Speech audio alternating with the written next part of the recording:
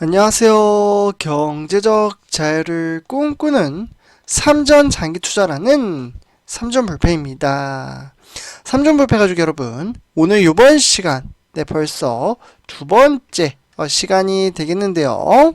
오늘도 성투에 따라 요즘같이 주식시장의 격차는 하루가 다르게 특히나 등하락의 편차를 보이는 가운데 점점점 내재적인 가치는 정말 무서운 기세로 상당히 긍정적인 장세를 펼쳐주고 있습니다.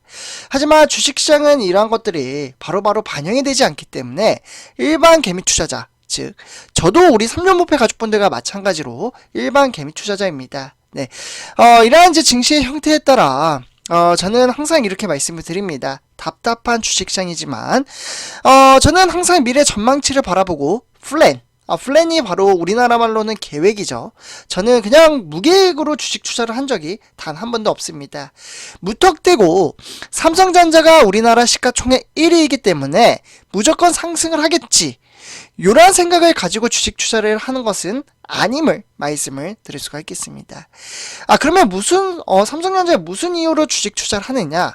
바로 제가 매번 말씀을 드렸던 기본적인 내재적인 가치에 따라 미래성 가치가 높게 형성되어 있기에 저는 삼성전자의 주식 투자라는 것이 미래 전망치가 없다면 전혀 삼성전자에 투자할 가치가 없다라고 말씀을 드릴 수가 있겠습니다. 그래서 미래 가치가 높게 형성이 되어 있기 때문에 삼성전자 주식 투자를 이어간다라 볼 수가 있겠고, 그러면 이에 따라 지금 화면을 보시다시피 이러한 것들이 너무나도 그림에 잘 나타나져 있습니다. 우리나라의 반도체 시장 확연하게 보시면요, 삼성전자 46에서 49% 형성이 되어 있고요. SK하이닉스 또한 46에서 49%, 대략적으로 보시면 45%라고 이렇게 평타를 만들어 놓는다면 삼성전자, SK하이닉스 합치면 몇 프로인가요? 우리나라 시장이 무려 90%를 차지하고 있습니다. 어떻게 보면 90% 이상이죠. 이에 따라 보시면 미국의 마이크론, 그나마 쫓아온다라는 미국이 4%에서 6%, 평균 5%밖에 되지 않는다라고 보시면 좋을 것 같습니다.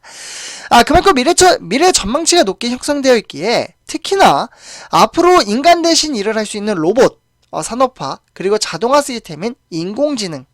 바로 인공지능이면 무엇인가요? 우리 삼전 목표 가족분들, 바로 AI입니다. AI.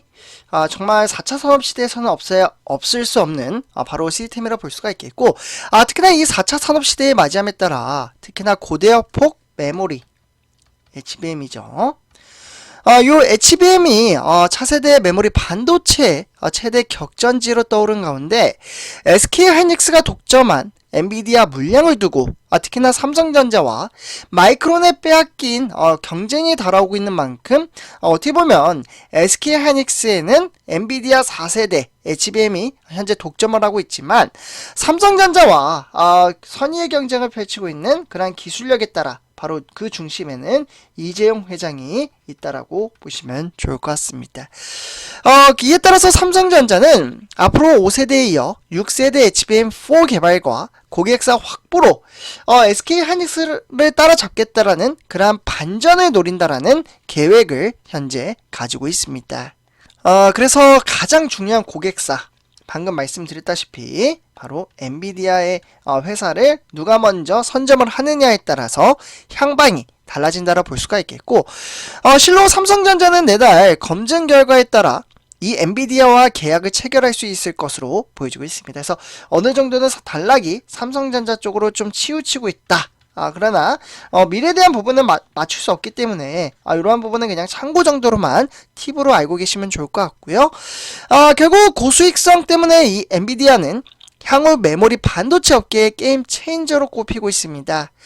그렇기 때문에 HBM 시장을 주도하는 SK하이닉스는 이미 지난해부터 HBM3를 엔비디아에 따라 독점 공급하며 삼성전자보다 앞서려고 상당한 노력을 가하고 있습니다. 그러니까 결국에는 제가 지금 말씀드리는 부분은 다른 타 나라들은 이 삼성전자, SK하이닉스의 기술력을 따라잡을 수 없으며 결국 선의의 경쟁을 하고 있다 정도로만 보시면 좋을 것 같습니다. 그래서 이 엔비디아 회사를 수주하는 회사가 미래 전망치에 따라 항상 말씀드리는 부분, 영업이익과 매출액을 끌어올리게 된다면 결국 증시의 형태에 따라 고스란히 반영이 될 것이고, 이에 따라서 우리가 추구하고 있는 증시의 형태에 따라서 첫 번째 목표인 10만 전자를 이끌어낼 수 있다라고 말씀을 드릴 수가 있겠습니다.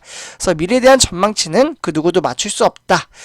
실로 그러한 부분은 화면을 보시다시피 이재용 회장의 포부가 상당히 많은 부분이 담겨져 있습니다. 이미 삼성전자 기술로 말한다. 실로 이러한 이야기를 했었습니다. 삼성전자는 첫 번째도 기술, 두 번째도 기술, 세 번째도 기술이라고 이재용 회장이 해외 출장을 갔다 온 다음에 바로 첫 번째 인터뷰 이야기가 바로 기술이었습니다. 그렇기 때문에 결국 메모리 반도체가 앞으로 미래 전망치에 따라서 분기별로 전체 반도체 시장 성장을 웃돌면서 주가도 상대적으로 더 큰 폭의 상승장을 이끌 수 있다라고 그러한 외신들의 보고서가 현재 쏟아져 나오고 있습니다. 이미 많은 분들이 아시다시피 삼성전자는 저평가받은 회사라는 이야기가 상당히 많이 쏟아져 나오고 있습니다.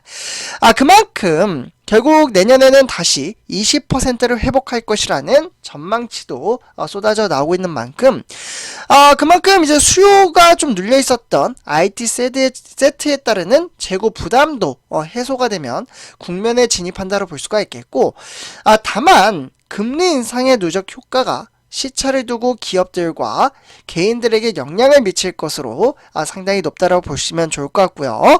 그렇게 되면 결국 PC, 스마트폰 이러한 서버 출하량에 따라서 플러스 3% 정도 이끌 수 있다라는 그러한 수치의 계산이 나오게 되어 있습니다. 결국 삼성전자의 전망치 결국에는 반도체 가동률이 좌우될 가능성이 크지만 수요가 예상과 달라질 수 있다라는 점을 감안해야 한다고 볼 수가 있겠고, 결국 세계 경제 불안 요인이 가시지 않았고 재고는 줄었지만 여전히 높은 수준이라고 보시면 좋을 것 같습니다. 결국에는 올해 메모리 업체는 적자를 기록했고 경영진이 무리할 정도로 가동률이 빠르게 높이지는 않을 것으로 기대를 하고 있지만, 현 시점에 따라 2024년도죠. 네, 요 기점으로 보면 디램 평균 판매 가격인 바로 ASP, 요 ASP 연평균이 무려 35% 상당한 수치입니다. 이 35% 상승을 할 수 있으며 특히나 디램 시장 규모는 812억 달러로서 무려 전년 대비 성장 가치는 59%에 달한다라고 보시면 좋을 것 같습니다. 결국 삼성전자는 메모리 성장률이 상당히 긍정적으로 작용을 함에 따라 결국 메모리 비중은 35년 만에 가장 높은 수치를 기록할 것으로 보여짐에 따라 미래 전망치에 따라 10만 전자는 고스란히 만들어낼 수 있다는 수치 계산이 나오고 있습니다. 하지만 눈여겨보셔야 할 부분, 우리 3종 불패 가족분들, 주식 투자는 수학이 아닙니다. 딱딱딱 떨어지는 수칙이 아니기 때문에 이러한 미래 전망치가 우리가 투자한 삼성전자에 고스란히 반영이 된다면 증시를 끌어올릴 수 있는 내재적인 가치는 무궁한 발전에 따라 이끌어갈 수 있다는 것을 아실 수 있다라고 보시면 좋을 것 같습니다.